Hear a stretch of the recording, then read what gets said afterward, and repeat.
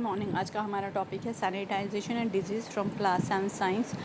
Poor sanitisation and contaminated drinking water is the cause of large number of disease. कहते हैं कि poor sanitisation means हम जो साफ़ सफाई नहीं होती है उसकी वजह से, और कंटेमिनेटेड वाटर मीन जो फिट नहीं होता ड्रिंकिंग के लिए, कहते हैं उसकी वजह से क्या होते हैं, बहुत सारी बीमारियां उठती हैं। कहते हैं हम पहले अपनी कंट्री की तरफ देखेंगे।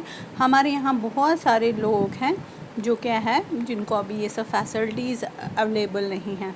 उनको अभी भी कहाँ जाना पड़ता है, ओपन में या रिवर बैंड्स के ऊपर या रेलवे ट्रैक्स या फील्ड्स के ऊपर जाना पड़ता है बाथरूम के लिए। उनके घर में बाथरूम की फ़ैसिलिटी अवेलेबल नहीं है, वॉशरूम की फ़ैसिलिटी अवेलेबल नहीं है। Untreated human excreta is a health hazard. कहते हैं जो हमारी बॉडी का वेस्ट है वो ऐसे ही, जब किसी के घर में वॉशरूम नहीं होगा, टॉयलेट नहीं होगा, तो जो वो बाहर सारा वेस्ट होता है ह्यूमन बॉडी का, कहते हैं वो ऐसे ही पड़ा रहता है। तो उसमें क्या होता है, मक्खी मच्छर कीड़े उठते हैं, उसी से बीमारियाँ उठती हैं। इट में cause water pollution and soil pollution.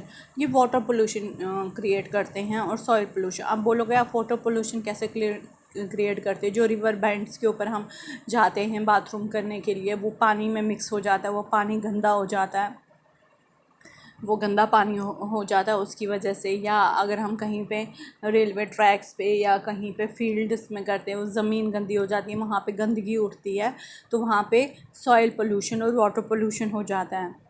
Both the surface water and groundwater gets polluted. Groundwater is a source of water for wells, tubewells, spring and many rivers, as you learned in chapter 16. Thus, it becomes the most common route for waterborne diseases. They include cholera, typhoid, polio, magnetis, hepatitis and dysentery.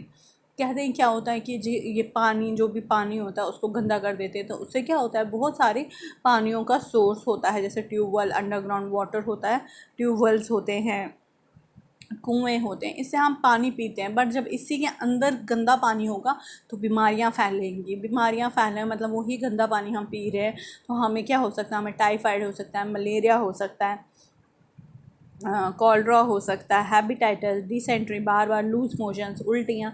ये कारण होता है एक तरह का कि जो हमने गंदा पानी पिया हुआ। आजकल बहुत सारे, अब देखोगे मैक्सिमम हर घर में क्या होता है, प्यूरीफायर लगाया जाता है। क्यों? इसी वजह से, क्योंकि पानी साफ़ नहीं होता। उस पानी की वजह से ही आधे से ज़्यादा बीमारियाँ उठती हैं। या हमें बोला जाता है कि अगर आप पानी पियोगे भी उसको 1-2 बार बॉयल करके पियो। क्यों बोला जाता है? क्योंकि पता होता है जो पानी है वो पोल्यूटेड वाटर है, तो उसकी वजह से क्या हो गया है कि हम डायरेक्टली अगर वो पानी पिएंगे तो हमें बहुत सारी बीमारियां हो सकती है, डिसेंट्री हो सकती है, टाइफाइड हो सकता है, इसलिए हमें वो पानी बॉईल करना पड़ता है। Alternative arrangement for sewage disposal to improve sanitation, low cost on-site sewage disposal system are being encouraged. Example are septic tanks, chemical toilets, composite pits. Septic tanks are useful for places where there is no sewerage system, for hospitals, isolated buildings, or a cluster of 4 to 5 houses.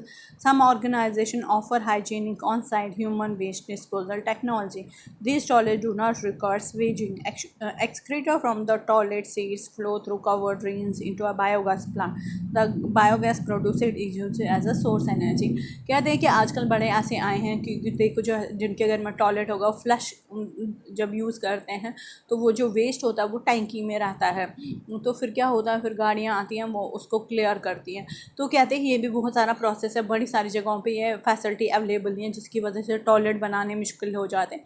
कहते हैं अब कुछ ऐसे फैसिलिटियाँ आई हैं कि जो drain है वो सीधे कहाँ जाता है, बायोगैस प्लांट में जाता है, वहाँ से बायोगैस मिलती है, तो वहाँ पे ड्रेनेज का भी मसला नहीं है। और अगर ऐसा ही रहेगा तो उससे क्या होगा कि जो ये पोल्यूशन है ये कंट्रोल में रहेगा।